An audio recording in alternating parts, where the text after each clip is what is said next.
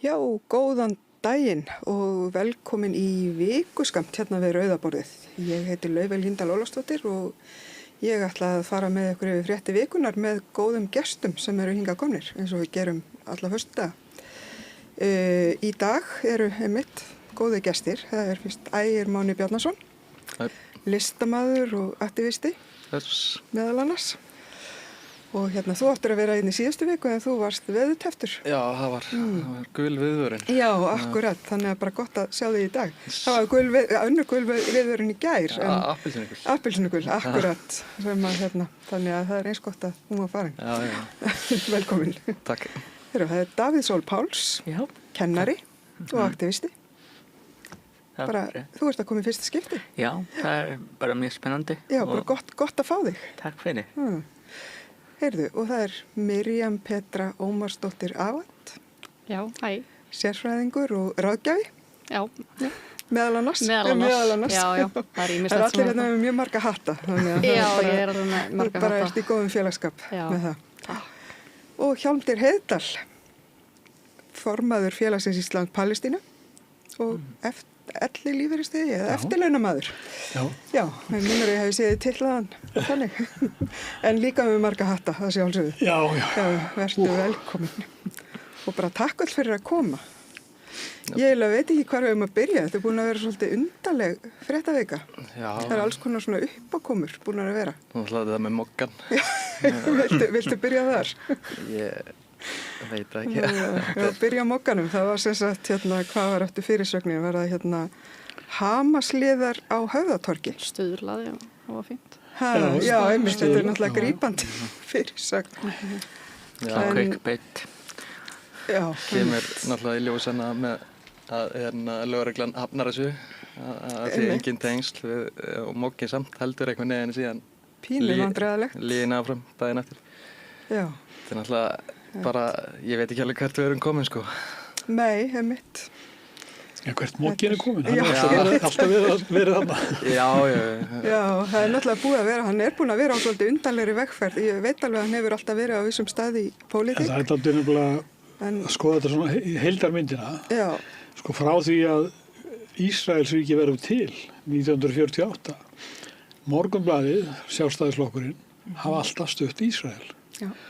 Og allt sem þeir hafa skrifað, sko, sérstaklega núna, öllu þessu ástandi sem er núna, þá hafa þeir nú heldur hert tökin og það er sem sagt, sko, liðurinn í því að berjast fyrir Ísrael er að niðurlægja Palestínumenn, að segja að þeir séu svona og svona og náttúrulega Hamas, skulle vera Hamas-menn á Íslandi, þá eiga allir bara skjálfa við þá tilhugsun. En þetta er gamalt stef og búið að ganga aftur og aftur og sem sagt, menn eins og Stefán Einar Stefánsson og Andrés Magnússon blaðamenn, þeir eru á fullu í þessu og ýmsu vettvangi eins og þið sjálfsagt sjáið á samfélagsmiðlum. En þetta er nefnilega saga, sko, sem er bara framhaldssaga og við getum sko skoða það að þegar hann Birgir, þingmaður, Þráinsson eða Þórarinsson, hann kom frá Ísrael með þær upplýsingar að Hamas hefði afhöfðað svo og svo mörg börn, settu í bakarofna og hálshokið þau og skoruð upp ófrískar mæður. Já, þetta var eftir 7. október og þetta er liður í þeirri herferð að gera Palestínumenn að skepnum, alveg svo hann galant varnarmálaráðherra Ísrael sagði, þetta eru skepnur í mannsmynd og við munum taka þannig á þeim. Þetta er bara hluti af þessari herferð og Morgunblaðið er bara undirlagt og með þess að í dag þá halda þær áfram. Já, mér er sem eitt merkilegt að maður skoða kommentakerfi núna og þá er bara verið að tala bara góður múslimi, dauður múslimi og eitthvað svona komment, sko, sem er að birta, sko, og maður er bara, þetta vita nákvæmlega hvað er að ýta undir þannig, sko. Já. En það er samt alveg áhugavert að skoða þetta bara svona út frá almennum, þú veist, ef maður er að skoða fordóma bara yfir höfuð og bara, þú veist, hvernig islamofóbía hefur skotið kollinum þegar það eitthvað í gangi og þá þetta ekkert endilega nýtt á nálinni, skilur að það sé verið að tala svona og á sama hátt og þú veist það sem að mér finnst alltaf ótrúlega áhugavert í allri þessari, þú veist, orðræðu eða hvað sem maður á að kalla þetta, þetta, þú veist, stefin í öllum fordómum eru eins, þú veist, þannig að fólkið sem að nota fordóma til þess að dæma einhvern hóp, það í rauninni að kannski nota sömu orðræðu og notað sko hópin sem þau halda að þau séu að verja.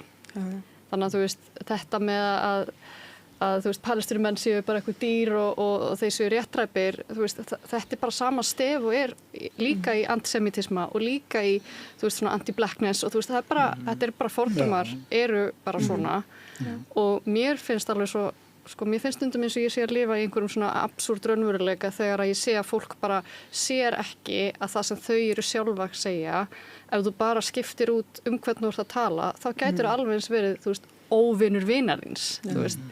Og mér finnst það koma svo skýrt til greina í þessu eins og þú veist að tala skilur við hvern þau telja að þau eru að styðja, þú veist þarna, en þau eru að nota nákvæmlega sama orðfæri og var einu sinni notað hópin sem þau telja að þau séu að styðja.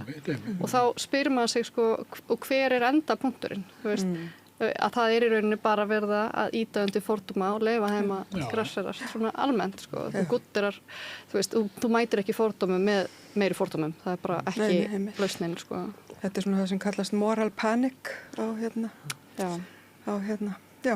En mér fannst það svo sniðugt að bara þegar Rauði krossinn tók bara undir, eða bara sem sagt með andstæðina við og sagði bara við þurfum að passa okkur á falsfréttum og var að benda fólki bara hvar heimildin að koma og lesa sér til Það er svo mikilvægt að þetta svona samtök eins og Rauði krossinn og fleiri taka, þú veist, afstöðu og sína fram bara að þurfum að passa okkur hvar við lesum fréttir og hvað það koma því það ýta bara undir fordóma og svoleiðis sem kemur sundrungur innan fólks og svoleiðis.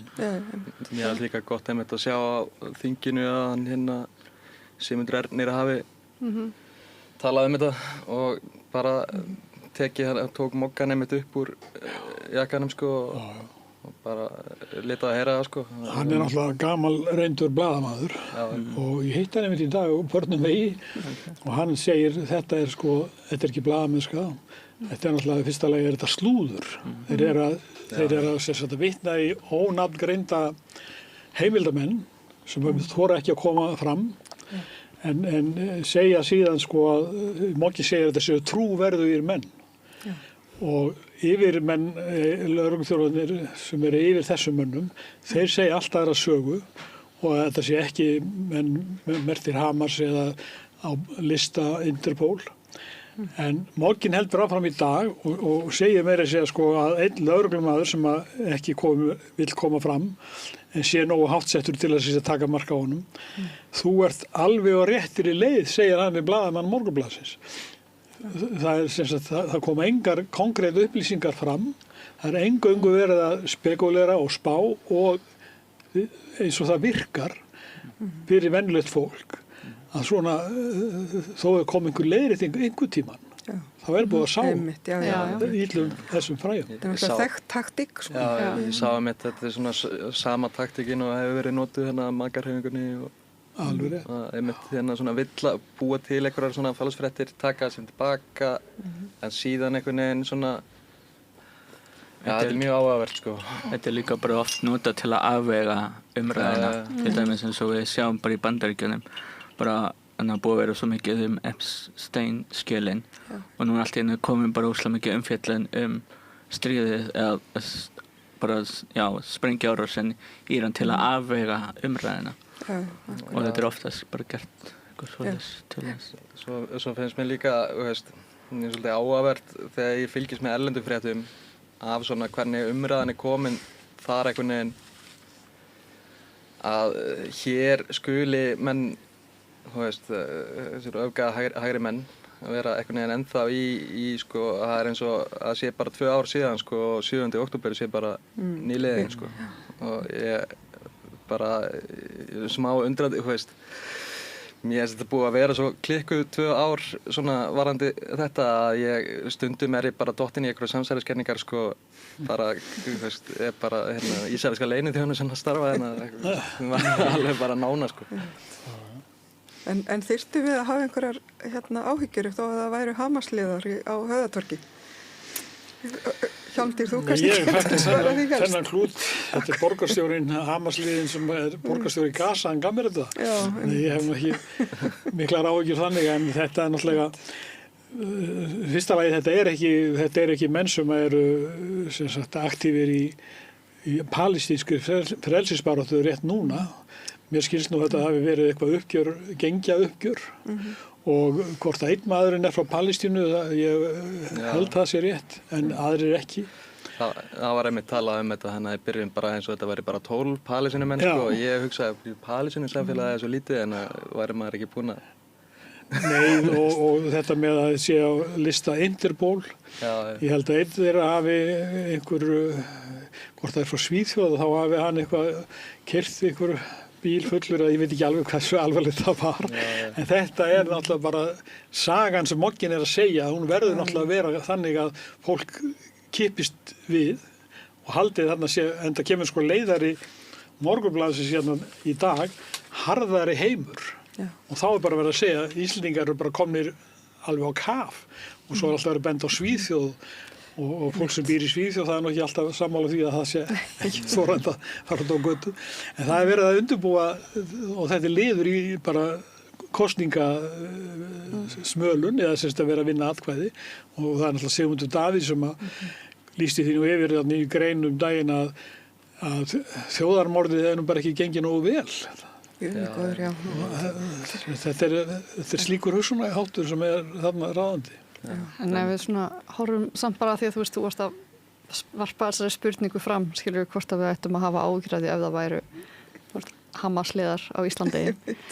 Skilur, þú veist, ég held að við getum bara óttast alla öfga, þú veist, ef það væru hér einhverjir, þú veist, einstaklingar með öfgafullar skoðanir sem að, þú veist, myndu taka til verka sama hvað, þú veist, hugsjón þeirra er að þá náttúrulega auðvitað er það áhyggjuefni en við eigum mjög mikið af öfgafullum, þú veist, fólki með öfgafullar skoðanir með að eins og þú ert að segja með, skilur þessi komment sem þú ert að lesa, þú veist, er það ekki líka einhverjur öfgar og ég meina auðvitað vitum við það bara staðan er þannig á Gaza að þú veist, þetta er bara eina stjórnmálaaflið sem er búið að vera þannig að þú veist, það er mjög auðvelt að flokka hvern sem hefur verið í einhverju félagastarfi á þessu svæði sem Hamas-liða en hvort að einstaklingar séu partur af einhverju einhverju vígahópum eða ekki, það er náttúrulega allt annar handleggur, þú veist, en auðvitað, þú veist, bara finnst mér að hvaða hópur sem að skilur elur á einhverju hatri gagnvart einhverjum öðrum hóp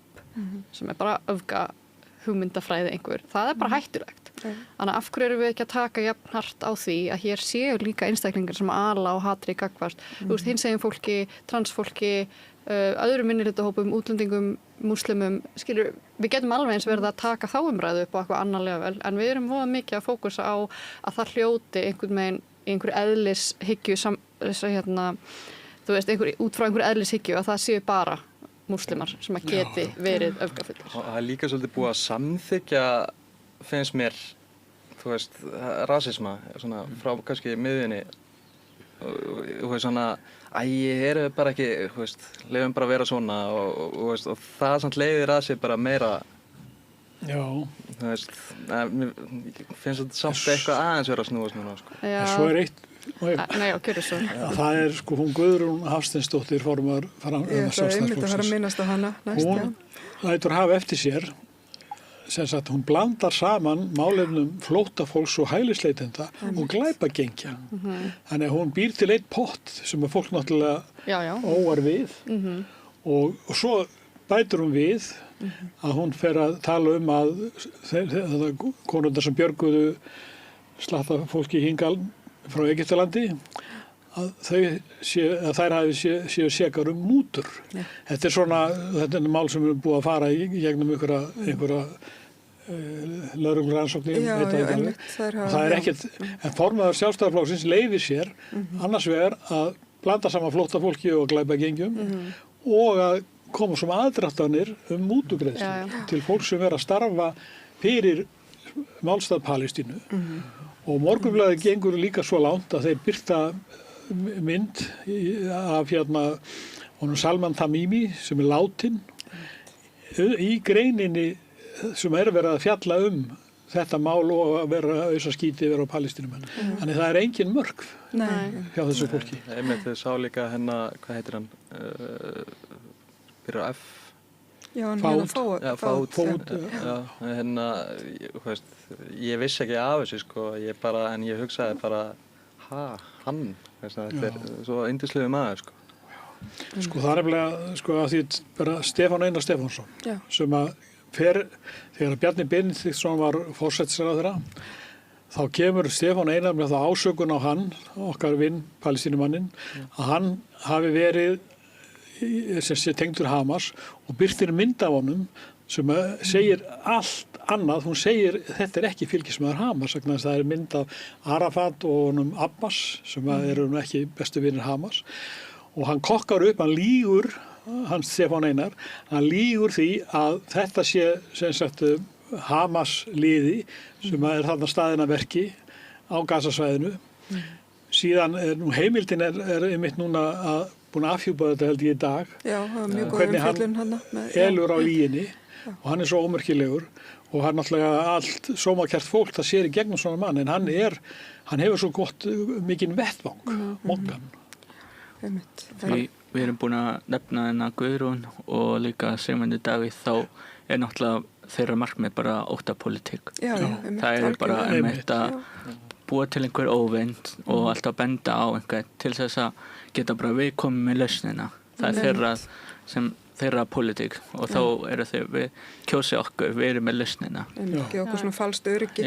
Og lausnin þeirra alltaf bara harka og meiri harka. Þú veist, og það sem að mér finnst þau einmitt bara aldrei í sínum málflutningi, þá eins og enginn gerir sér grein fyrir því að það bara, að þau, ég meina eins og Stefán Einar held ég að hafi sagt eitthvað svona ég man ekki, nú voru ég bara að vitna í það sem að ég las að einhver hefði skrifað að hann hefði sagt þannig að þau bara, ég segði þetta ekki dýrar en ég keypti það að þetta væri eitthvað svona við ættum bara að hafa áhyggjur af eitthvað Íslandi fyrst, eitthvað aðskilur svo bara oft skilur eða Íslendingum, setja Íslendinga í forgang og ég hugsa bara eitthvað svona gamla góða Ísland en líka bara hverjir eru Íslendingar skilur, Íslendingar eru núna bara alls konar og ég upplifi mig ekki eitthvað öruggari þú veist, verandi Íslendingur með eitthvað blandaðan bakgrunn ég upplifi sjálfur mig ekki öruggari þegar að fólk talar svona af því það að ala á fordómum sem að munu bitna á mér og fólki sem lítur út eins og mér eða börnum sem eru bara búin að búa alla sína ævi á Íslandi og þeim sama af því það ekki markmið að laga samfélagið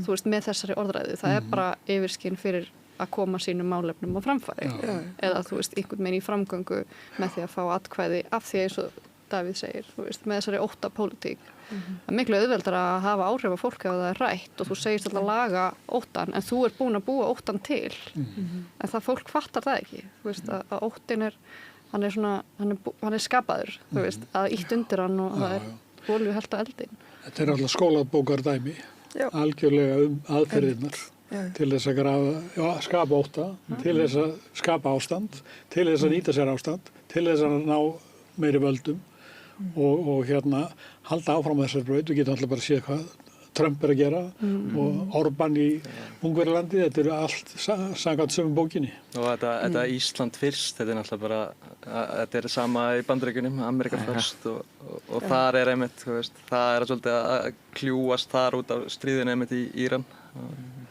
En svo er það líka bara spurning hvað Amerika, skilur að þú veist, undirliggjandi skilaboðin eru að þú tekur grímuna af þú veist, fyrir hvern þetta ekkert fyrir alla þú veist, ég meina Bandaríkjamenn, Amerika er náttúrulega bara stórheimsálfa fyrir alla Bandaríkjamenn það sem mér er svo áhugavert í þessu Íslandi er bara hvað þetta er óíslenskt en þessi hugmyndafræði eitthvað neginn og að vera þú veist það fór úr stór sendinefnd frá miðflokknum til Maka og til þeirra sem settu saman eiginlega stefnuskar Trumps Project 2025 og þeir fara þangað og þetta eru Íslendingar sem hrópa svo mikið fullveldi Hvað eru þeir að gera? Þeir fara þarna í heimsókn og sækja inspirasjón á verstastað sem það er að hugsa sér og náttúrulega algjörlega anstætt í þessu tali að fullveldi og Ísland fyrir, heitir það ekki Míga? Akkurat Míga-hreyfing. Heldum við hún Lára Ómarsdóttir skrifaði einhvers staðar sá ég að hún kommentaði við þetta Míga fyrirbæri að en það stefnan hálfgert piss þannig að þetta En síðan líka bara þurfa að hugsa bara hvað gerði Ísland gott fyrir árum. Var það torfbæir og þorramátur eða erum við að fara þangað? Ekki það líður þorramátur? Ég hugsaði, ég hef stundum hugsað bara erum við að tala hversu langt aftur í tíman Já, þetta getur alveg. En svo talandi það að fara að horfa aftur í tíman, skilur við, því þú veist að tala áðan á, þú veist, ást Morgunblaðsins og Sjálfstæðisflokksins á Ísraelsríki. Ég meina, við höfum aldrei tekið ábyrgð á því sem við gerðum í seinni heimsstyrjöldinni. Að vísa fólki úr landi sem var síðan bara myrt í útrýmingabúðum. Hvenær höfum við tekið einhverja ábyrgð á því? Við erum alltaf alsaklaus í öllu stóra samminginu allstaðar. Svo má alveg ræða eins og bara stofnun Ísraelsríkis. Já. Palestínumenn skulda okkur ekki neitt. En við skuldum Palestínumönnum. Ísland eitt þeirra ríkja sem stóða að því að Sameinuðu þjóðirnar samþykktu eða lögðu til að skipta Palestínu og þar náttúrulega kveikjan að þessu brjálæði sem við og þessum vandamálum sem við erum að horfa upp á og þessi þróun, þessi 80 ára þróun þar sem er búið að kippa úr liði eða úr sambandi öllum alþjóða sáttmálum og reglugerðum sem eiga að stýra því hvernig ríki hagar sér sín á milli og hvernig mannréttindi eru virt. Þetta alltaf farið öskutunnuna. Og það Ísrael sem búið að komast upp með þetta í 70 ár að kúa Palestínumenn, drepa Palestínumenn, taka landið þeirra, algjörlega óáreittir og bara með stuðningi Vesturlandana. Þarna krabbameinið, segi ég. Já, ég sammála því. Já, ég líka bara eitthvað svona það sem að mér kannski, þú veist, finnst líka alltaf erfitt að, þú veist, í þessu samhengi að sérstaklega að þá þekkir fólk ekki sögu þessa landsvæðis mjög vel. Það þekkir ekki hvernig samfélögin voru, þú veist, samlífi, ólíkra trúarbragða, hvernig þau hafa verið í aldir þarna. Þannig að það svo rosalega auðvelt að sannfæra fólk þú veist, hver þú veist, ég meina góður og vondur í þessu samhengi að því að það líka hægt nú er ég að fara í ykkur svona pínu mannfræði pælingar en það líka hægt að horfa á þetta út frá því að þú veist gyðingahatur í Evrópu það hvarf aldrei það bara, þú veist, vandamálinu þú veist, ekki túlkað þannig ég segja að gyðingar séu vandamáli bara, þú veist, evrópska hugmyndinum að þeir væri vandamál því var bara ítt, þú veist, eftir það var ekkert uppgjör þessa fordóma í Evrópu. Það var bara auðveldara að ýta vandamálinu út og til þess að þurfa ekki að horfast í augu við sína skömm. Það var bara auðveldara fyrir Evrópu að styðja allt sem að var að gerast þar. Og á sama tíma að það var, þú veist, enginn sem að virðist hafa einhverja þekkingu, og allavega ekki í dag, á því að á þessu landsvæði var bara fullt af fólki sem að lifði í sátt og samlyndi áður en að þessi, þú veist, þetta gerist. Og það sem mér finnst svo áhugavert þegar ég tala við fólk sem að veit ekkert Miðausturlönd. Það heldur alltaf að það sé allt voðalega svart og hvítt og klift og skorið og það bara ólíkir trúarhópar get ekki lifað í sátt og samlyndi og þá þetta sé bara einhver svona trúardeila frekar en þetta sé bara, þú veist, ég meina hvað maður að kalla þetta bara stórt sár sem var búið til. Allt þetta fólk sem segir svona það mitt nærist af fréttamennskuna og nærist af hvað í fréttunum og kannski veit ekki nákvæmlega hvernig ástæðanir eru en það bara fréttamennskan sem mitt að búa til og fólk bara lesa þetta og bara þetta svona en kannski þetta ekki svona. Mér finnst líka áhugavert að skoða í sögunni að þú veist það alltaf talað gyðingahatur í seinni heimsstyrjöldinni, nasistana og allt þetta það var alltaf gríðarlega mikið gyðingahatur í Evrópu á 18. og 19. öldinni og þá flúðu gyðingar einmitt til Ottoman veldisins og fengu skjól þar sem náttúrulega, þú veist, en svo það einhvern veginn svona með tilkomu síonismann sem að þetta fer svolítið að fara að myndast trúadeilur hana sem að voru ekki til staðar. Já, eða það eru frekar kannski bara landfræðilega eða þú veist land og pólitískar deilur sem eru tengdar við trúabröð til þess að fá fólk svona on board, sko. Og get mælt með bók sem að, ef þið hafa ekki lesað hana, sem heitir When We Were Arabs eftir Masoud Hanoun sem hann minnir hans kanadískur, eða frekar hann hafi allist upp í Bandaríkjunum en foreldrar hans, hann ólst upp í ömmu sinni og afa og þau voru gyðingar frá Túnis og Egyptalandi og hann elst upp í arabískri menningu inn á heimilinu í Bandaríkjunum en sem gyðingur og hann átti svo erfitt með þetta að, að hann væri alltaf ekki arabi því að hann var bara alltaf arabískur og mér fannst svo geggjað að lesa þessa bók af því að þetta talaði svo til sagnanna sem ég heyrði frá pappa mínum sem mitt ólst upp í Egyptalandi þegar að það voru bara þú varst bara í Egypti og það skipti einhver máli hverju trúar þú varst og svo kemur Súezstríðið þarna í kjölfarið og þá verður þetta uppbrot á þessu samfélagi og fólk fer meira þarna yfir til Ísraelsríkis og þetta sem þú ert að tala en já, allavega mér finnst þetta bara svo áhugavert að því að þú hefur ekki þekkingu á þessum raunveruleika sem það var að þá svo auðvelt að fara í bara þessir eru góðir og þessir eru vondir og ég kaupi bara allt sem að liðið sem ég held með að segja mér. Akkurat. En ætlum við ekki að ræða fréttir vikunar líka? Það er mjög gott að fara yfir smá söguskýringar, sko. Já, á bakgrunn, sko. Já, þess vegna fékk ég ykkur hingað, sko. Ég veit að. Það er djúp vika. Já, þið hafið alls konar þekkingu. Hvað eigum við að taka næst? Það er náttúrulega,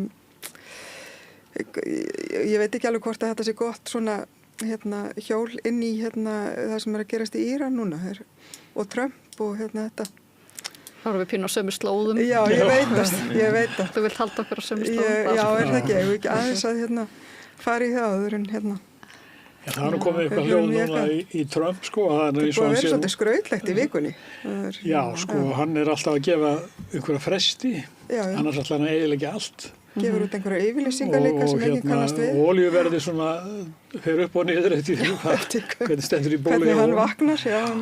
En það sem sko hann segir við erum búin að eyðileggja alla þeirra flota og flestar skotstöðar og eldflaugur og allt það en samt rignir eldflaugum ennþá yfir Ísrael og það er dálítið erfitt að fá fréttir vegna þess að það er mjög grimmt fréttabann í Ísrael núna. Nú frá Íran kom ekki marga fréttir en þeir eru ekki búnir að senda sína síðustu sprengju og þannig að þeir hafa ekki verið sigraðir og Hormuzsundið er ennþá lokað. Fyrir óvinum allavega, já. Hvað segirðu? Fyrir óvinum. Já, fyrir óvinum. Þannig að þetta er ekki stríð sem er búið en Trump virðist sko frekar vera að reyna að draga í land en Ísraelar er ekki á því. Þeir vilja náttúrulega gjörlama eða eyðileggja Íran ef þeir geta. Þeir náttúrulega, sko, ég sá viðtal við einhverja konu frá Ísrael einmitt, ég held hún tengis eitthvað ríkissönnunar og ég bara svona, sem ég lífir svona eins og þau séu bara svona í smá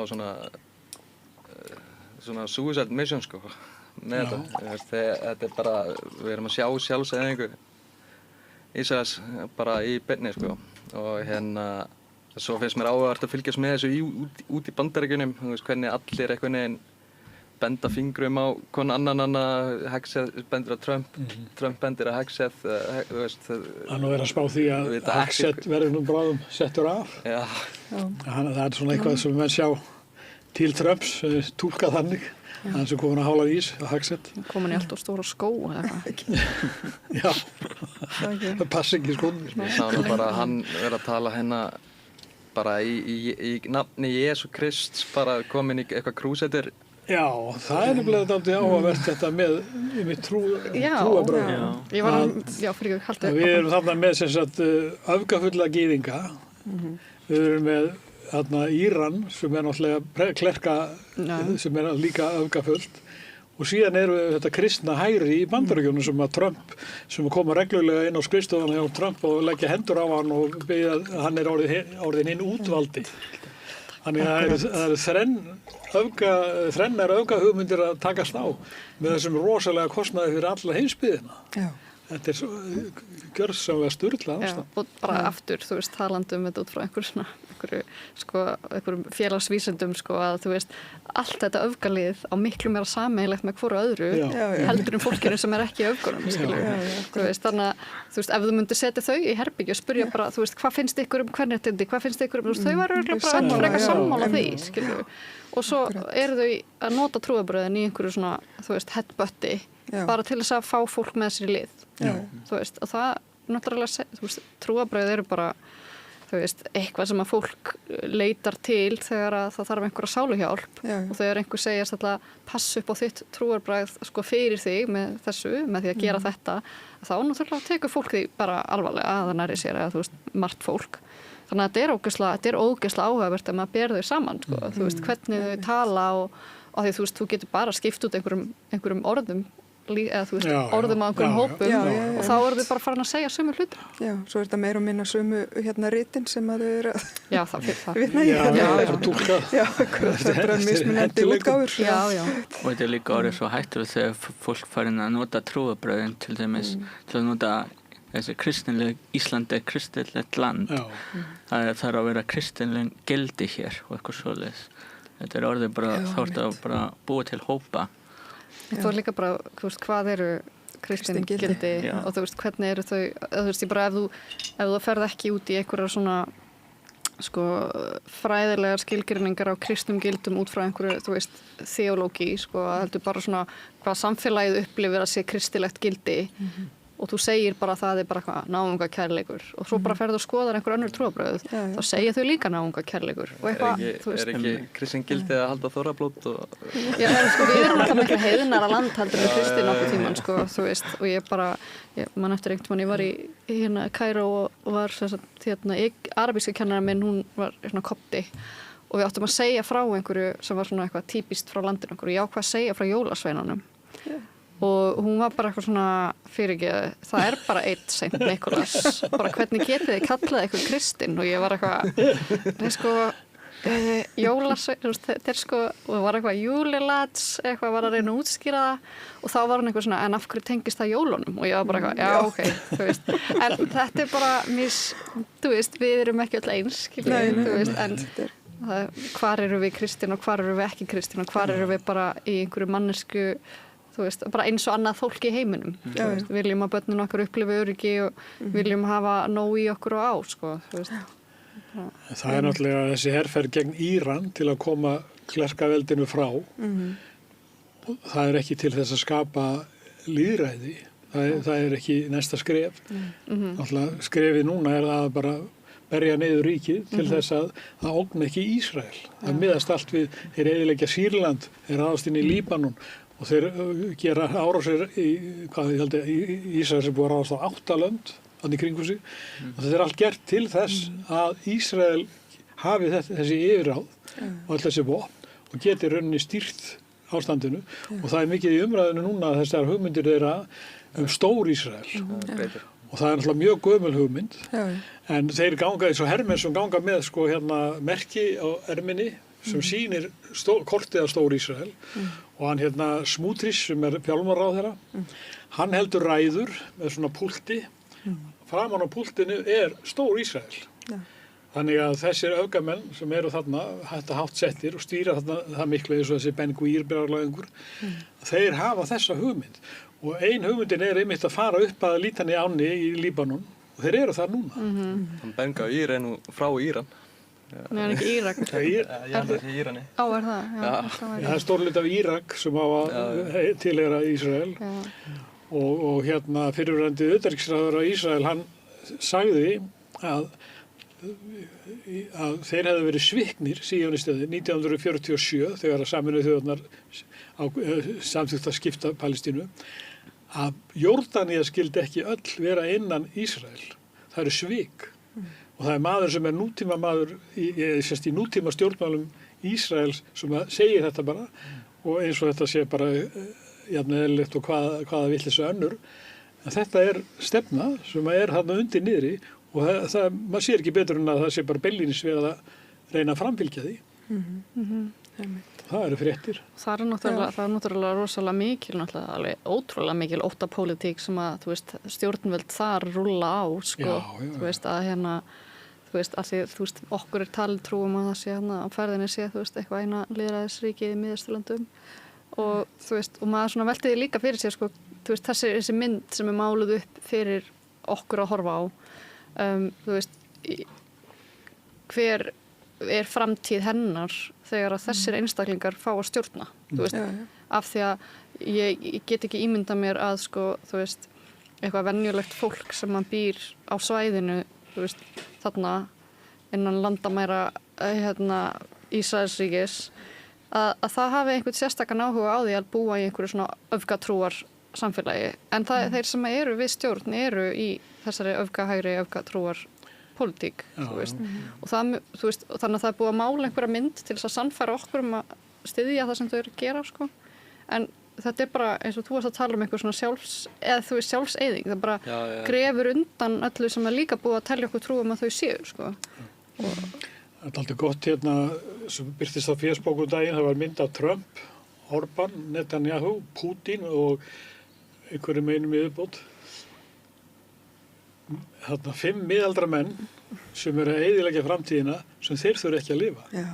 Þetta er rosalega sterkt. Já, ég sá það. Ég sá þetta líka. Svo er reyndar eitt áhugavert með þetta hérna, að ég held að sonur Trump hafi keypt fullt af olíu áður en að riða svona inn. Það er alltaf einhverjir peningar þarna bak. Einherja viðskipti. En svo finnst mér líka áhugavert að við bara pælum aðeins í, þú veist, bara Íran sem, þú veist, sögu Íran, sko, því það eru svo margir sem að, þú veist, réttlæta þetta með, sko, hvað klerkastjórnin sé slæm og að, þú veist, að það hafi einhvern veginn, þú veist, fólk hefur svo lítinn skilning á því, sko, hvað er búið að hafa mikil afskipti af öllu í Íran ógeðslega lengi, það, þú veist, og það er í rauninni bara svona eins og að, þú veist, þeir vildu hérna þjóðvæða, segir maður ekki, þjóðnýta hérna sínar eigin auðlindir og hætta að leyfa Bretum og Bandaríkjamönnum að græða á sínum auðlindum og þá fer af stað þessi hræðslumaskína þessi flétta, sko, það sem að, þú veist, hérna forsætisráðherrann er settur af og það kemur hérna keisarinn sem er harðstjóri og svo bylting sem er bara bylting alls konar hópa og hún náttúrulega, þú veist, síðan á endanum er það bara klerkastjórnin sem að brýtur þessa byltingu og þú veist, leggur allt undir sig en svo er oft talað eins og þetta sé, sko, þú veist, Íranir hafi bara valið þetta yfir sig og þau séu þú veist, þau séu öfgatrúar öll saman, þú veist En svo er annað, sko, að nú eru 2 kjarnorkuveldi Ísrael og Bandaríkin að ráðast á Íran vegna þess að þeir eiga ekki nema viku eftir þeir eru búin að smíða kjarnorkusprengju og þetta er búið að segja í 30-40 ár. En hverjir stofnuðu til kjarnorkuvæðingar Íran? Það voru Bandaríkjamenn. Það var á keisaratímanum. Að þá er fyrst farið að vinna með kjarnorku í Íran og síðan hefur ekki verið framleidd einasta kjarnorkusprengja þar. Það sem svo var náttúrulega með samning við Bandaríkin, hérna klerkasönninn, það sem að þeir, þú veist, og þar voru hvað held ég búin að áður en að Trump sleit samningunum, það voru held ég að framleiða 60% úraníum eða eitthvað. Já, það er ekki nóg í það var hérna, sko, það var sem sagt ESB, Bandaríkin og einhverjir fleiri aðilar, Rússland sennilega. Þau voru aðilar að þessum samningi sem að Trump sleit og Íranir fylgdu þessum samningi og þeir leyfðu eftirlit. Svo náttúrulega var alltaf, svo kemur náttúrulega Trump eins og anskotin sem hann er og hérna rýfur þetta, slítur þessu samkomulagi til þess að þjóna Ísrael. Af því Ísrael, það er eitur í þeirra beinum ef að Íran gerir samning og fær að nýta sína kjarnorku í friði. Þetta er semst, eins og ég var að segja á þannig vandamálið heitir Ísrael og síonismi. Já. Það líka getur skapast náttúrulega bara ótti hjá fólki og almenning þegar svona stór ríki fara að bara taka bara svona bara stjórn og fara að ráðast á önnur ríki. Þetta er náttúrulega bara skelfilegt. Þetta er bara það er ekki við sínar hendur. Já, akkurat. Já, bara alveg, þú veist, eins og maður horfði bara á umfjöllunum Grænland og það kemur náttúrulega í kjálfar líka, þú veist, með árásin á Venezuela líka, sko, þú veist, að þetta bara eitthvað svona allt þetta með að tala alþjóðalög, sko, og bara, þú veist, fyrir hvern eru alþjóðalög og bara í stóra samhenginu þá eigum við ekki að vera að styðja fólk sem að brýtur alþjóðalög af því að það bara á endanum getur bitið okkur í skatið. Það er náttúrulega allt undir á Íslandi varandi svona, sko. Já, smáríki hefur náttúrulega mikið undir alþjóðalögum. Og Trump náttúrulega notar þetta ég ætla að vera góði gæinn og að reyna að frelsa Venezuela frá þessi stjórn sem hana með því að fá ólína frá þeim svo alltaf eitthvað það er alltaf eitthvað sem hann veit og listin alltaf engan af, sko, þetta er bara sama stjórnin, sko, nema bara Maduro farinn. En ég held að eins og með, þú veist, þessar árásir á Íran, ég held að þetta hafi bara verið, og maður að sjá það eins og voru að tala með viðbrögð Trump í þessari viku, sko, þetta var bara vanhugsað og bara eitthvað svona héldu að þetta yrði bara búið á einhverjum nokkrum dögum og svo ertu bara, þú veist, you're in too deep og þá bara einhvern veginn reynir að halda þessu áfram og ég meina nýji leiðtogi Íran, ég meina hann er búinn að missa pappa sinn og móður sína og eitthvað barn þú veist, og ég meina hann er bara að fara að stoppa þegar hann ætlar að stoppa, sko. Það er ekkert undir Trump komið eða eitthvað. En þetta er bara alveg saman, stríð getur aldrei af sér frið, skilur, það þarf einhverjar aðrar, það þarf eitthvað annað heldur en bara sprengjur til þess að koma á friði. Og hann er mitt búinn að vera að halda fram bara að hann við erum alveg að fara að semja og svo er þetta allt eitthvað svona viksl og þetta hefur síðan allt áhrif á heiminn. Það er náttúrulega gífilega mikið umhverfis slís og sjá líka olíu bara, þú veist, að vera að sprengja olíubirgðir og það er bara olíurigningin sem var það var eitthvað svona svört rigning út af því að það bara var eitthvað sprengt sem bara brann og það fór upp í heiðhvolfin og ringdi svo aftur niður á fólk. Þú veist, ég meina Íran er líka bara mjög auðugt land, bara svona menningarauði og þú veist, þetta er fallegt land með, þú veist, ríka sögu og Já, náttúrulega bara Mið-Austurlönd yfir, þetta er náttúrulega allt svona vagga menningar. Já, en þú veist, ég hugsa að það eru bara líka svo rosalega margar auðlindir í Íran, sko, þú veist, sem að eru örugglega gírnilegar þegar þú ert að reyna að tryggja, þú veist, bara alveg eins og af hverju ásælustu Grænland, skilur, þú veist, það eru auðlindirnar sem eru undir ísnum sem að Trump hefur einhver staðar bitið í sig að hann getur bara tekið, sko. Já, þetta er náttúrulega líka bara ég fari nú kannski aðeins aftur en það var COP-ráðstefnan sem var í fyrra. Það var einmitt mikið fjallað það eða sem maður fylgdist með þannig fréttum. Það var náttúrulega ekki þetta í fréttum hér en COP-ráðstefnuna. En þá var einmitt verið að tala sko að það er frekar svona kaldhæðið að vera með COP-ráðstefnu undir öllum þessum stríðum sem eru að bókstaflega daglega að pumpa öllu þessu ógeði út í loftið og menga framtíðina fyrir komandi kynslóðum, sko.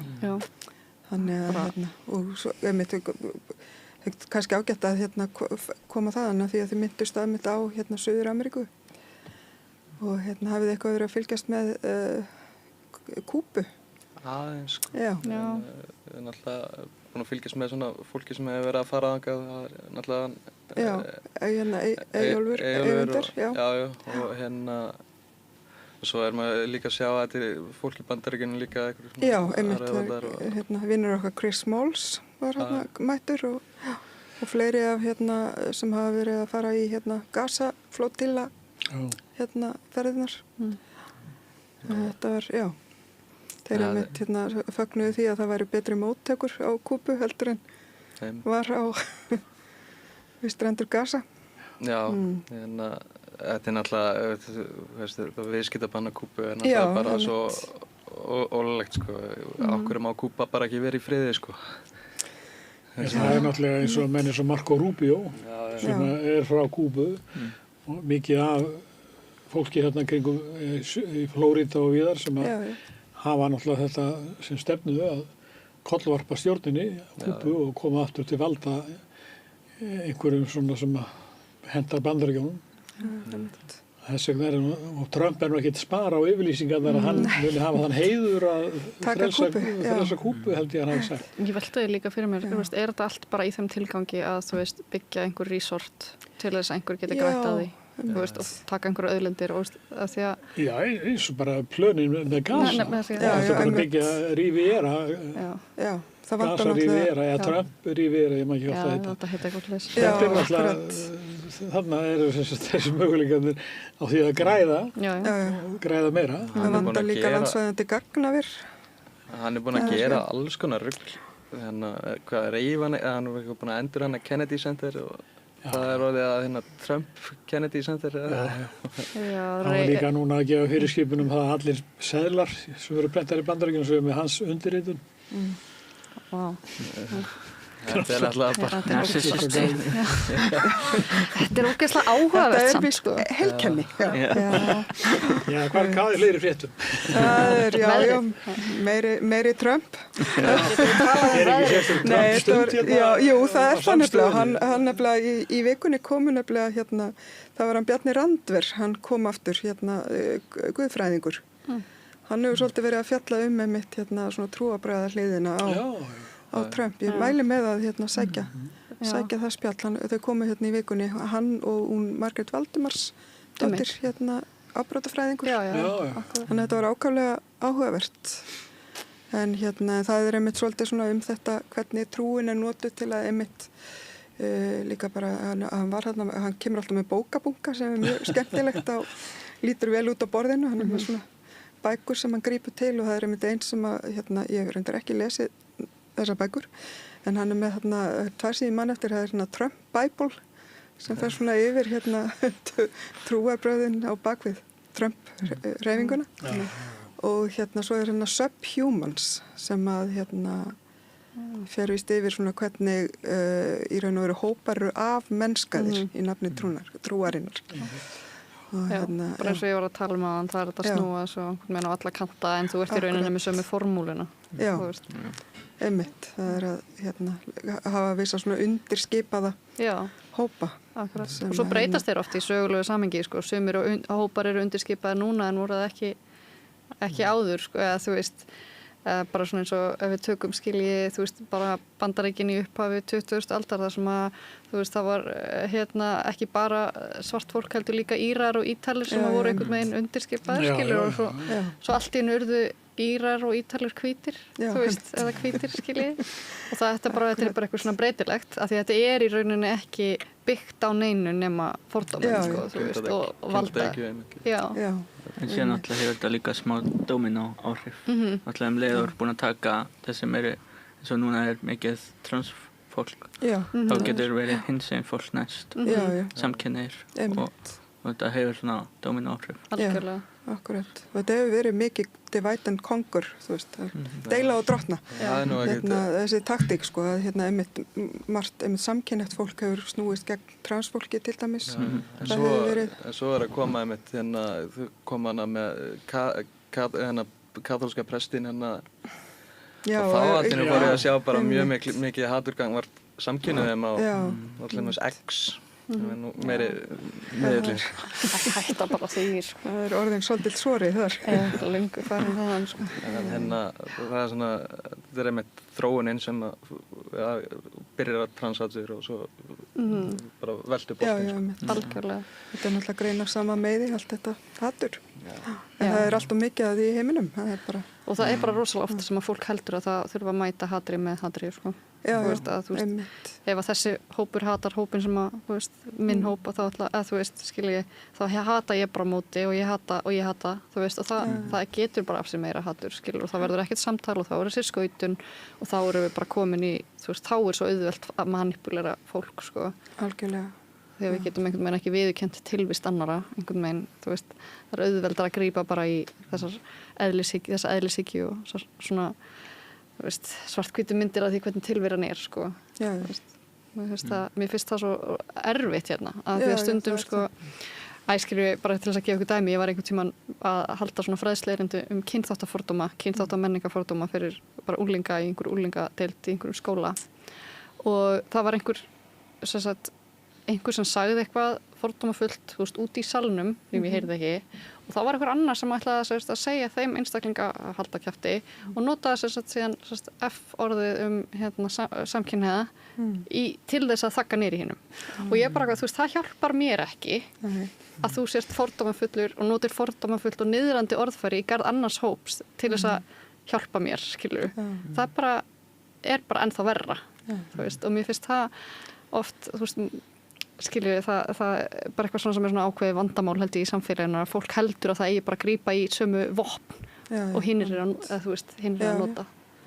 Sem að endar með því að bara allir liggi í blóði sínu. Eins og Bad Bunny sagði, við vinnum bara hatur með ást. Mikið rétt. Við ræddum þetta í Trump-tíma fyrir nokkrum vikum, sko. Það er þannig að þegar akkurat. En já, þetta er einmitt, já, ég sá einmitt að því að við erum náttúrulega búin að fylgjast aðeins með því sem er í gangi á Kúbu með þessum hjálparsamtökum sem eru að reyna að koma þangað inn lyfjum og fleiri svona hjálpagögnum. En þá voru einmitt kúbverjar á Íslandi sem að fannst þetta eitthvað ótækt að það væri verið að Sáu þið það? Já, ég sá það. Mér finnst svolítið að þetta var líka þegar að hann var ráðast inn í Venezuela. Já, þá var hann á einn pæling Tóti Hjartar fann eitthvað frá Venezuela. Þú getur alltaf fundið fólk á andverðum skoðunum, sko. Þetta er bara ólíka pólitíska skoðanir, alveg eins og við höfum á Íslandi, sko. En mér finnst það samt ekki réttlætt að bara vera sveltikúpu, sko. Nei, það eru íranskir útlagar sem að flagga Ísraelsfánanum. Þannig að þetta er ekki einn skoðun. Já, svo er þetta bara svona, þetta er eitthvað svo ógeðslega persónulegt fyrir fólki og maður getur ekkert einhvern veginn sett sig í þessi spor. Nei, akkurat, nei. Nei, það mega allir náttúrulega hafa sína skoðun á hlutunum, sko, en það er... En það er aldrei rétt að svelta fólk, sko. Mér finnst mjög áhugavert samt hvernig þetta er oft stilt upp á Íslandi eitthvað neginn ég veit það ekki. En ég skil alveg skoðun þeirra á til dæmis stjórnvöldum í Kúbu en ég er samt ósammála því að það eigi að vera viðskiptabann og að sé bara verið að það megi ekki selja þeim olíu og þetta bara er allt undir hana, sko. Já, það er náttúrulega búið að vera, held ég, engin olía komin inn í landi síðan í loki janúar og það gengur allt rafmagn þarna fyrir olíu. Þannig að En hvað segir þið? Viljið þið ræða sveitarstjórnarkosningarnar? Ég vil tala veðrið. Veðrið, já, það er ömurlegt veður búið að vera. Nei, ég er að grínast, sko. Þú veist, við getum alveg talað kosningar. Ég náttúrulega bý í Árborg. Já, hvað er að gerast í Árborg? Það er svo voðalega lítið í gangi, sko. Það er bara, sjálfstæðisflokkurinn kemur með eitthvað, alltaf allt inn að fara að borga fólki, þetta er svona rétt fyrir kosningar, sko, þetta er svona verið að tala að þetta sé eitthvað svona kosningalofur að borga sér foreldrum fyrir að vera með börn. Heima með börnin, en þetta kemur bara svona rétt fyrir, þetta er skrítin tímasetning, sko.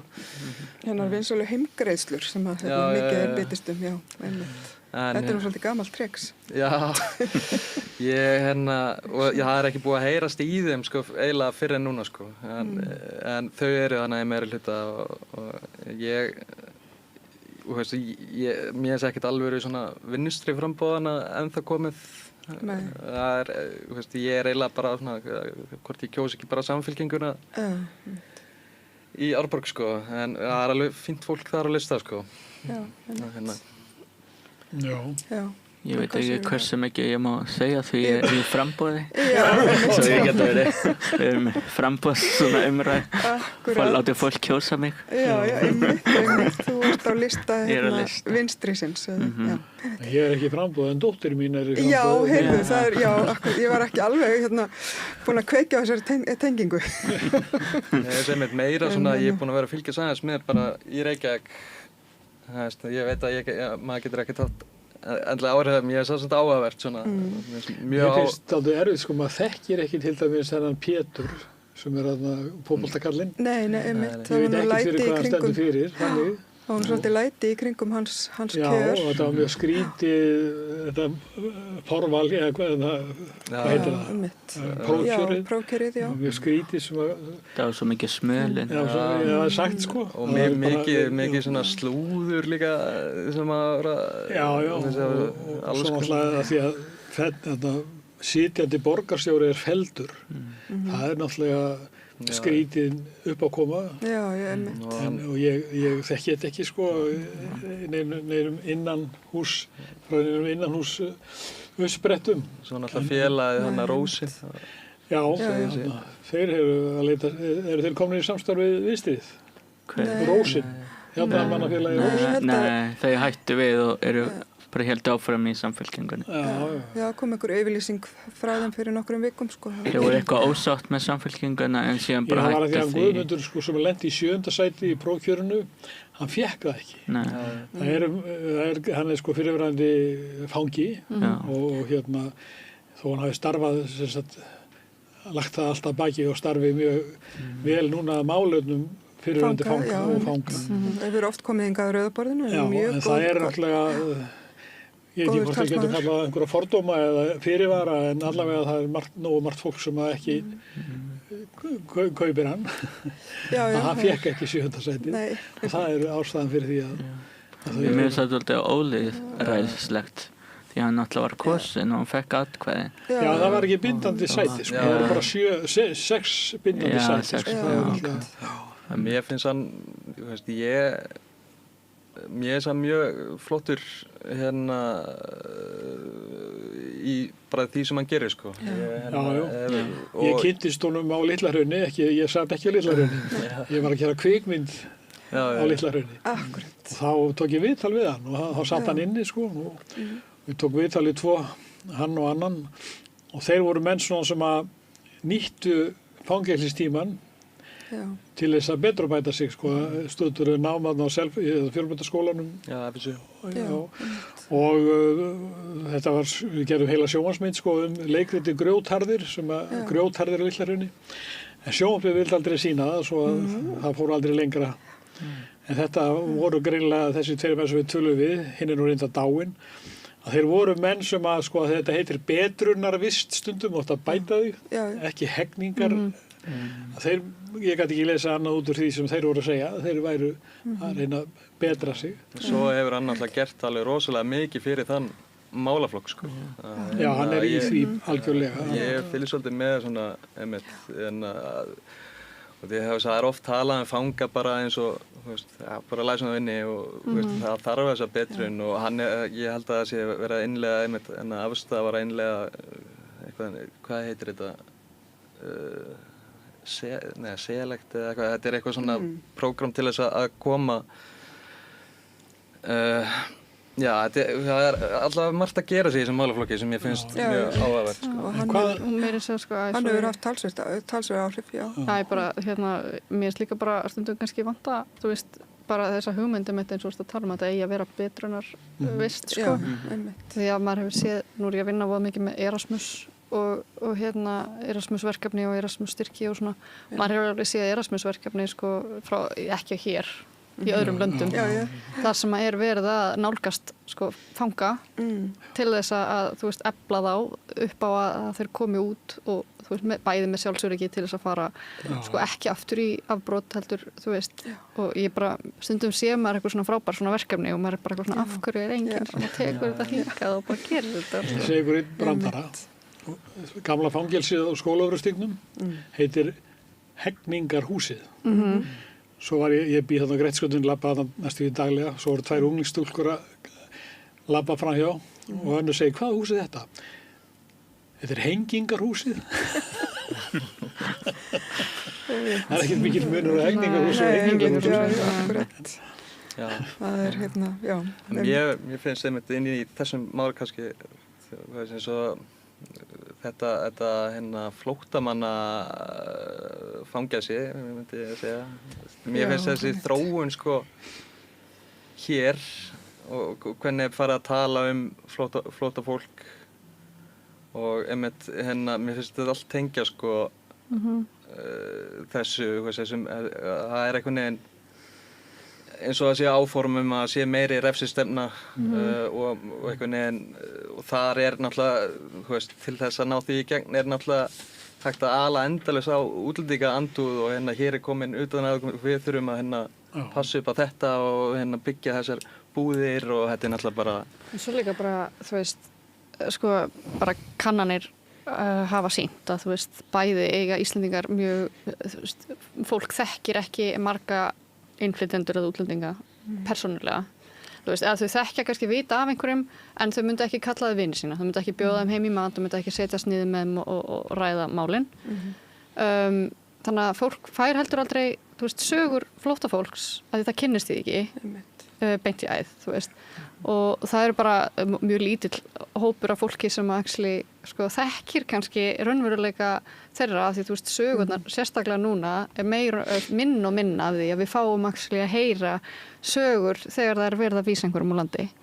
Þú veist, við fengum rosalega mikið af sögum á tímabili, það sem að fólk var með tengslanett, fólk átti vini af því það var búið að ná að mynda einhver tengsl. En núna þegar við erum að sífellt að einangra þessa viðkvæmu hópa meir og meir, að þá fréttir enginn af því þegar að þeim síðan vísað út. Ég var mjög hneykslaður ég sá fréttinar af börnunum sem að fá ekki skólagöngu. Þetta er bara háalvarleg þróun. Það hlýtur að vera brot á barnasáttmála. Já, hann þetta. En svo virðist sem að stjórnvöld komast upp með ansi margt. Hann var dálítið, sáuði viðtalið í ráðherrann út af þessu. Það var svona dálítið, ekki alveg öruggur sko, en talaði voðalega vel um þessu er lagað, en það var svona hálfur skömmustilegur samt. Að þetta er náttúrulega búið að vera langur tími til þess að laga þetta. Og hann frekar nýr í sínu ráðuneyti, eða ekki, hann í rauninni svolítið að held ég, og ég vona að hann sé bara innilega að meina það að hann ætli að taka á þessu. En svo finnst mér fólk samt bara líka oft vera bara, það kemur svo að fjöllum þegar maður segir því frá þessu, þá bara trúir það ekki að þetta gæti verið mögulega hér í gangi hérna á Íslandi, að þetta sé að gerast og maður komin að, þú veist, þetta er búið að vera samt að það er búið að vera einhver aðdragandi, þetta byrjaði ekki bara þú veist, og vera ákveðin þróun í gangi. Þetta er eins og við höfum verið að tala um sko öll þessi útlendingamál og að blanda öllu saman. Þessi ótti. Það er undirótin að þessu að fólk bara venjulegur Íslendingur sem er ekkert að setja sér sérstaklega inn í málin, hann fær náttúrulega svo í Morgunblaðinu núna sem við erum búin að tala um, hann fær þessar innspýtingar að það sé eitthvað ástand og leiðari mokkans í dag, harðiðar í heimur. Þetta er náttúrulega verið að spila þarna á þessa fiðlu, skapa óttan og svo fer sko þessum þingmenn, þeir fara í þennan farveg og það er svo margir fáránlegir hlutir sagðir fólk eins og hérna hann Jens Garðar, hann segir í pontu Alþingis að nú er friður í Palestínu, nú er best að senda heim. Sko hver er þekking þessa manns, hver er afstæðans? Ég bara svona tala inn í þetta, ég man ekkert mann eftir, ég var sjálfboðaliði hjá Rauða krossinum og við vorum að kynna aðstæður flóttafólks, við vorum semst að það var eitthvað svona herferð og við fórum í hérna Smáralindina og Kringluna með svona hérna og það var sett upp svona, þetta var sett upp svona tjald sem átti að líta út eins og tjald í svona tjaldbúðum. Það var bara svona seglagerða tjald, svona hvítt, svona veislutjald og svo búið að setja eitthvað teppi og eitthvað svona á gólfið og það var í rauninni til þess að vekja fólk til umhugsunar aðstæður flóttafólks. Þá var flóttamannastraumurinn frá Sýrlandi svona hérna það var borgarastríðið byrjað þar og það var maður sem kom að mér og þegar við vorum að kynna þetta og hann sagði bara, þú veist, yfir hverju eru þau að kvarta, er þetta ekki bara fínt? Þau eru bara vönið að búa í einhverju eyðimörk, er þetta tjald ekki bara fínt? Þú veist, honum fannst þetta bara eitthvað sem væri bara sæmdi þeim og af hverju þyrftu þau að vera að flýja hingað, þú væri hvort sem er vönið að búa í einhverju svona. Og ég þú veist, ég hef aldrei komið til Sýrlands en þú veist, ég hef komið til Egyptalands og þú veist, það er bara hús og lyftur og blokkir og þú veist, whatever, skiljið, þú veist. En þessi hugsun, einhvern veginn að, sko, eins og hann er að segja hana, þú veist, þú getur bara farið til Gaza, það er bara fínt ástandi þar, þú veist, í hvaða skilningi málana, skiljur. Mundir þú sætta þig við það? Og svo er líka alltaf að vera afmennska flóttafólk að þeir eru blóðsugur samfélagsins og bara græja á öllu sem er hérna það náttúrulega bara líka ótti. Mér finnst við sérstaklega eins og núna, veist, hvernig herjað og maður alveg búinn að taka eftir þessu frá því að svona þjóðarmorðið hófst, sko, að hvernig þetta hefur verið mjög targetað af Palestínumönnum, sko, og einmitt Arabum. Já, en þetta náttúrulega bara þegar þetta var í Sýrlandi þá var það Sýrlendingar, skilur við, þú veist, þetta það alltaf bara einhver hópurinn sem að þjást, hann tekinn sérstaklega fyrir, þetta er þetta náttúrulega með Palestínu búið að vera í gangi mjög lengi, en þú veist, þessi svakalegi þungi, hann áberandi núna af því að við actually þurftum að fara að pæla í þessu, þú veist, fyrir einhverjum árum að það voru Íslendingar ekkert að pæla í því sem var að gerast þarna, þótt að það hafi alltaf verið í gangi, en af því að við svona neydumst til þess að pæla í þessu, að þá allt í einu kemur þessi þungi á móti, sko, inn í þessu umræðu. Það var þannig, sko, 2008 þá sóttu Rauði krossinn og Íslenska ríkið Palestínu fólk í tjaldbúðir í Sýrlandi, minni mig. Og það var svona þessi sko, flóttamanna hjálp fólst í því semst að það komu hingað 20 palestískar konur 8 konur með 20 börn, ef maður ekki alveg töluna. Og þannig var sagt, íslenska flóttamanna aðstöðun og fólst í því að hingað komu hópar frá Víetnam, frá Ungverjalandi og þetta var allt undir svona kontról, kvótaflóttafólki heitir það, er alveg rétt. En síðan alltaf gerist það að ástandið eins og bara þegar Sýrland fer í algjöru upplausn og svo bætist við Palestína og var ekki frá Kólumbíu sletti, að það er sem sagt ástandið í löndunum og sérstaklega fyrir botni Miðjarðarhafsins sem skapar þetta ástand sem að náttúrulega vesturveldin bera mikla ábyrgð á og þá náttúrulega kemur þessi rosalegi straumur eins og til Þýskalands og bara yfir til Evrópu og svo hingað og við erum ekki búin að hafa þetta ástand mjög lengi hér á landi. En það er sterk, sko, eins og þú ert að tala hérna í kommentakerfunum, það opinberast mikill rasismi og svona mannhat. En ég hef þá trú að þetta sé lítill hávær minnihluti. Svo aðeins svolítið með þegar við erum að tala um Evrópusambandi eða eitthvað svona því ég er búinn að vera fylgisaðans með, sko, umræðinni þar var það er eins og Evrópuríki sem eru samsek að einhverju leyti í því sem er í gangi eða bara eru samsek allt í einu farin að tala bara við verðum að harðloka landamærum og mér finnst þessi umræða vera líka smá Snorri Másson og Sigmundur Davíð segja þetta og svo er þetta náttúrulega líka bara dómsmálaráðherra sem að tala svona líka og í rauninni finnst mér eins og hún sé bara svona þetta dreglinum, sko, rauða dreglinum bara fyrir miðflokkinn, sko, til þess að koma Þetta er bara eins og allir séu orðnir miðflokkurinn. Já, þú veist, þetta er allavega, þú veist, maður svona veltir þessu fyrir sér, sko, með, þú veist, þú vilt ekki fá þetta fólkinga, en þú styður þá sem að er að sprengja löndin sem að fólkið vil búa í, eða þú veist, heimalöndin þeirra, skilur. Þannig að, þú veist, þú getur ekki gert bæði, skilur. Ef þú ætlar að halda því fram að þau megi ekki flýja, þá áttu ekki að styðja þá sem eru að valda upplausn í þeirra löndum, og það er bara, mér finnst það svo algengt. Það gengur ekki alveg upp, sko. Ég sá einmitt vídeo á TikTok, við ekki gott að segja eitthvað heimil að baka það, en þá er einmitt verið að tala þetta bara, ef þú ert að styðja við þessa árásir og síðan ertu hissa okkur er svo mikið flóttafólk að koma til landsins þíns, það er bara, það er reyndar áhugavert út af alltaf þegar það er eitthvað svona mikil skautin í umræðinu þá kík ég á X og skoða svona hvað er verið að segja þar og fá aðeins svona glugga inn í þennan heim en þegar það var ráðist inn í Íran þá var held ég Sigmundur Davíð alveg með fyrstu mönnum bara til þess að hrópa húrra fyrir því sko þar voru við ekkert allir sáttir miðflokksmiðin með hann sko og hans yfirlýsingar varðandi þetta en ég meina að þú ert að styðja þetta og svo ert að tala gegn flóttafólki þetta er náttúrulega bara En svo sér maður þetta líka bara, þetta áhugavert í einhverju svona sögulegu samhengi, sko, þegar við erum að tala þessa hópa sem að koma til Íslands og þá allt í einu kemur einhver svona umræðu upp. En þetta var líka bara, þú veist, þegar ég var unglingur, að þá var allt í einu fólk að flytja til Íslands, þú veist, miklu meira mæli heldur en áður frá Pólandi, Lettlandi og Litháen.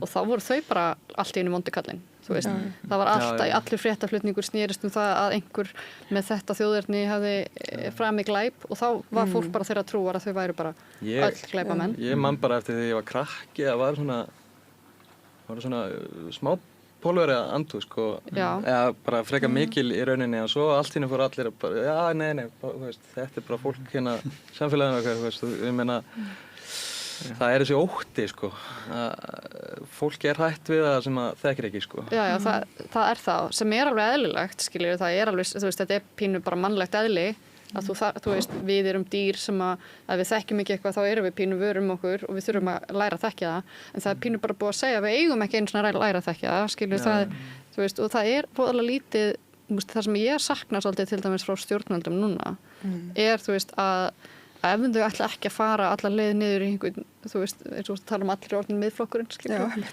þau ætla ekki að fara alla leiðina þangað, af hverju eru þau þá ekki heldur að tala þú veist, það sem að við getum ræktað saman, þú veist, mér finnst það vanta, þú veist, og ég sakna þess rosalega mikið, að það sé ekki verða þá að lyfta hinni hliðina á móti, og bara svona mjög gott dæmi það, þú veist, að lyfta hinni hliðinni, að þú veist, það er bara búið að rannsaka það, að Mo Salah, komin aðeins út í fótbolta. Já, hann ekki í Liverpool. Hann er alveg út úr kú þegar það kemur að vinna í þetta. Hann er að hætta, en ég er púlari og þú veist, Mo Salah er egypskur, skiljum við, þannig að þetta er bara eitthvað svona match made in heaven. En að sko islamofóbískir hatursglæpir hafa bara hríðfækkað í Liverpoolborg bara út af því að hann er þarna, hann er sýnilegur og hann er jákvæð fyrirmynd. Og þú veist, og hann var ekki beint að setja sig í þær stellingar að verða jákvæð fyrirmynd, hann er bara frábær fótboltamaður, ergo í fótboltaborg verður hann sýnilegur og er jákvæð fyrirmynd. Og við þurfum bara líka að vera dugleg sem samfélag að draga fram einhverja jákvæðar hliðar á hlutunum á, þú veist, því sem er að gerast. Og mér finnst það bara, við erum voðalega langt frá því, það er miklu auðveldra að reyna að selja fólki og þá fer það að vera þau fái skipti sem eitthvað jákvætt dreigi fram, að þá er svo auðvelt að skjóta það niður. Þetta þarf að vera miklu meiri svona partur af því sem við erum að gera, sko. Já, akkurat. En að því við byrjuðum með að tala um sveitarstjórnarkosningar, þá fléttast það nú svolítið saman.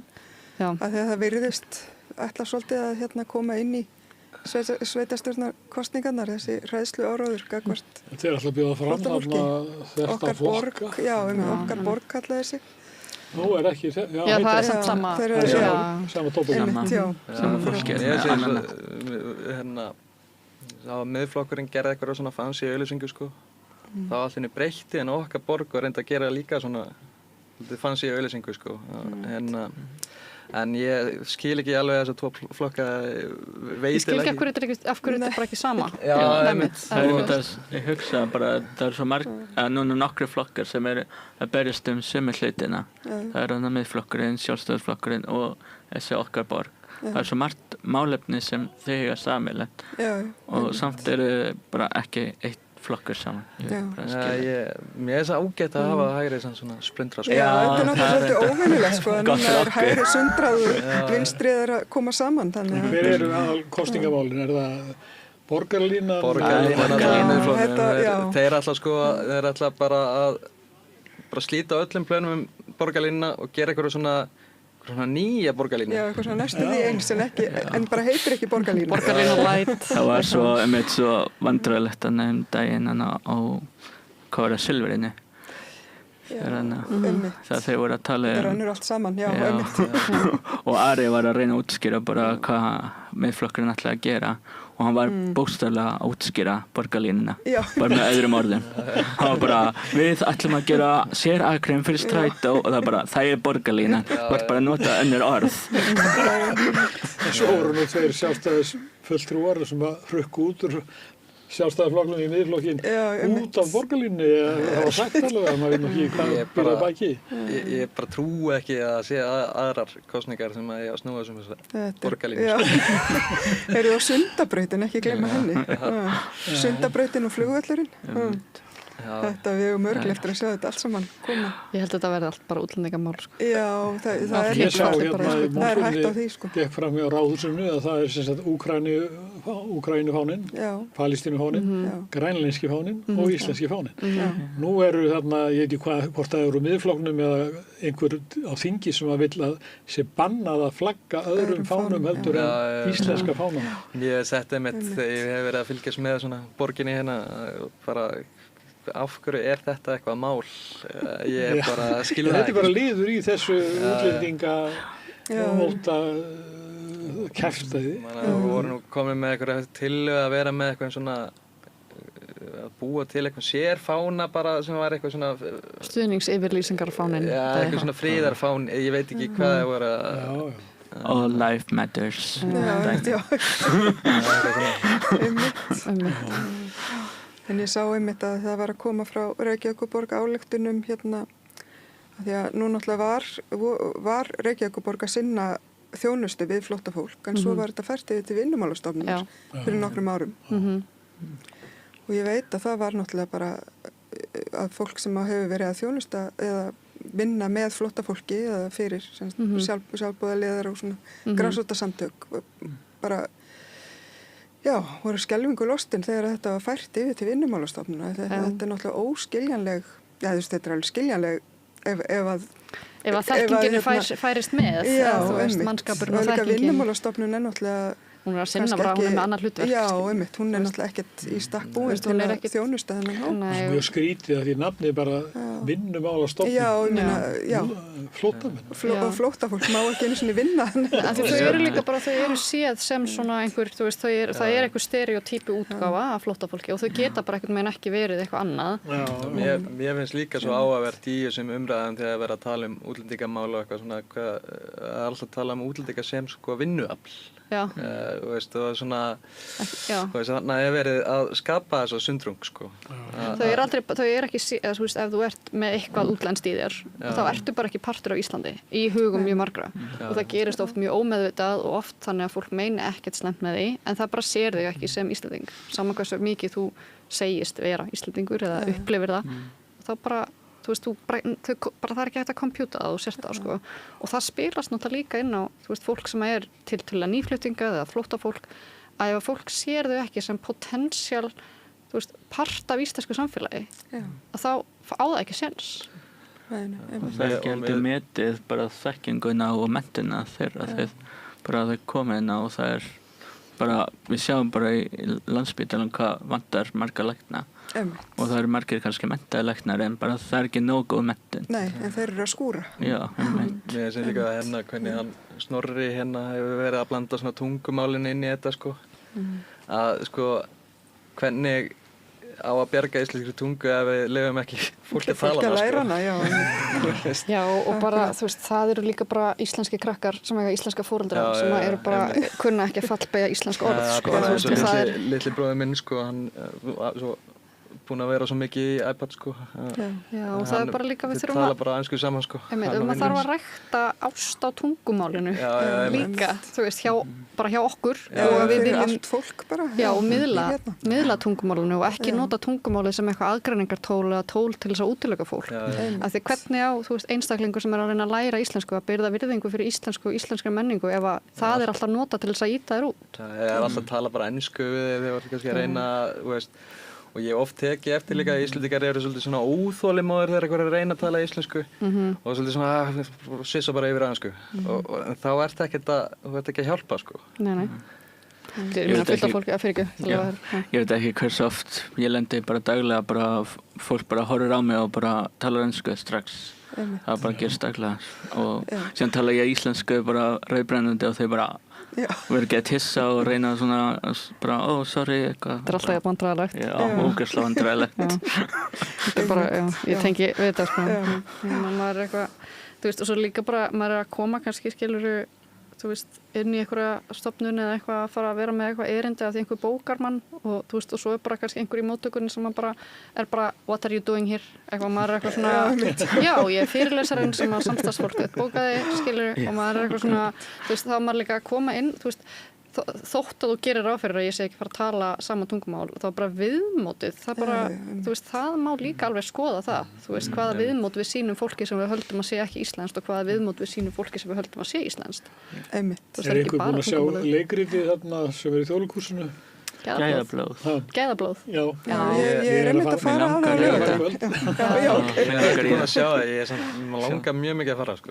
Ég er búin að sjá það og ég get bara, þú veist, ég fór að bara, hvernig var það? Bara í vikunni og þetta var alveg bara eitthvað svona, þú veist, það var ógeðslega heilandi að sitja þarna og hlusta á það og tala þú veist, reynslu sem ég get speglað mig í sama tíma að fá að hlæja að hlutum sem að maður, þú veist, einhvern veginn eru svo banar að maður verður að hlæja þeim en á sama tíma þetta, þú veist, eiga rætur í einhverjum særindum sem maður hefur upplifað en að fá að hlæja það út með, sko, þú veist, einhverjum sem er að segja frá sinni persónulegri reynslu, það er sko geðveikt.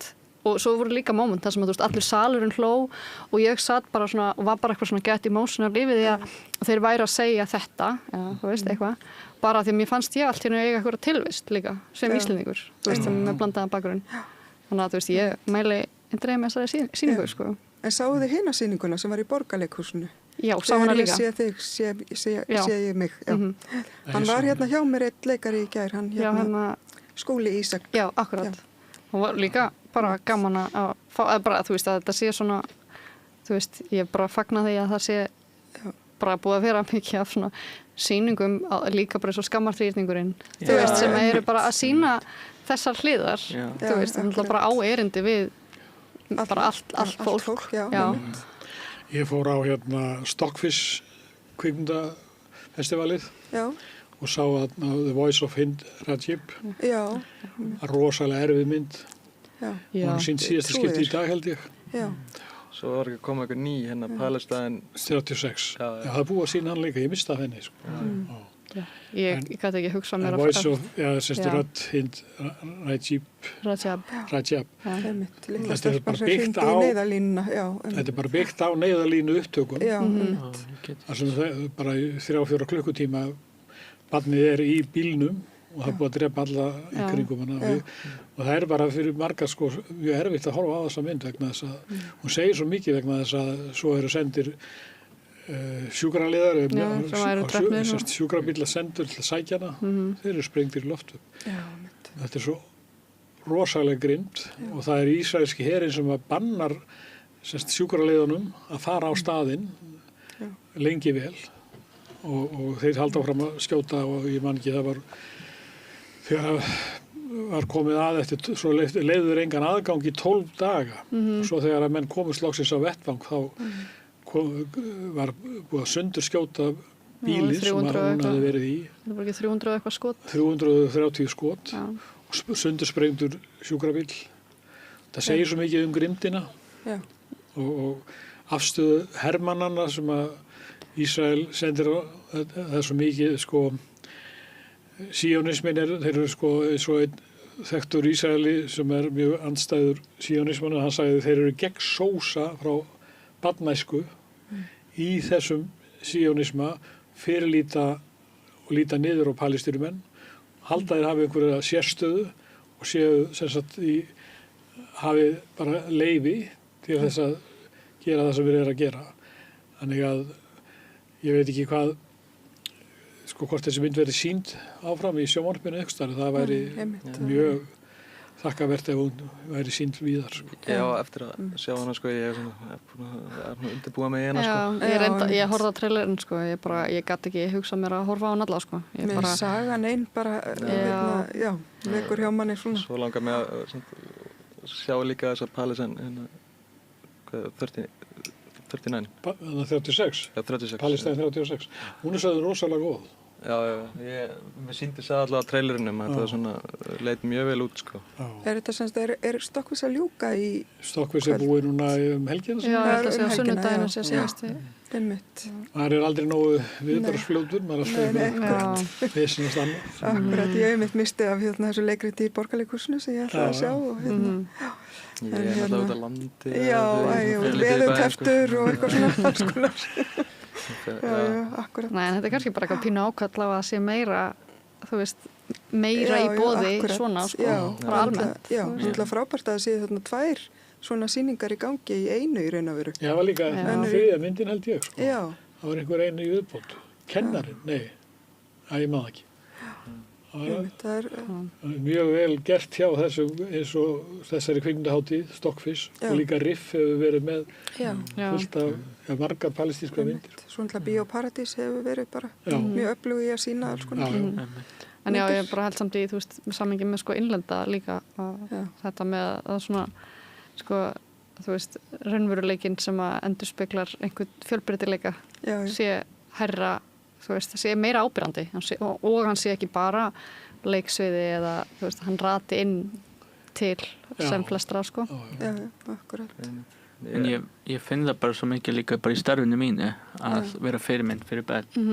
Bara að vera, þú veist, náttúrulega ég kynsi einn og þá bara oftast ég mikið að brjóta þessar staðalímyndir og þeir oft bara spyrja bara akkur þetta með naglalakk, akkur þetta með kjól í dag og ég bara, mér finnst það flott og þú veist, það bara flott fyrir þau líka að sjá að fólk mismunandi. Fjölbreytileikan bara fyrir fram að sig og kynnast manneskum, það líka það sem, það svo mikil svirði. Já, það verið til hamingju með Kváradaginn sem var í vikunni líka. Takk fyrir. Það mér finnst þetta frábært. Þetta í 3. eða 4. skipti sem að Já, það var fyrst haldið árið 2022. Já, akkurat, þannig þetta þá 4. skipti. Já. Bara til hamingju. Takk fyrir.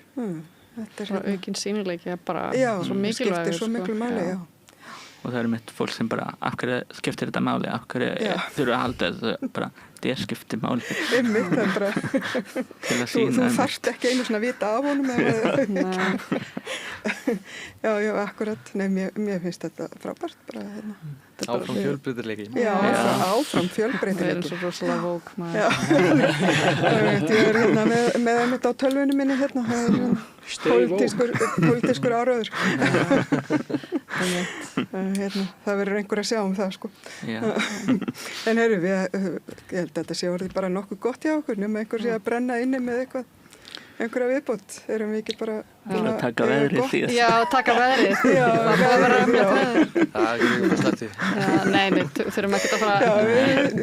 Mér finnst reyndar fáralegt að sama lægðin og varinn í gær sé að fara að koma aftur helgina. Já, það er svolítið óréttlátt. Það er mjög, hvað er þessi lægð að pæla?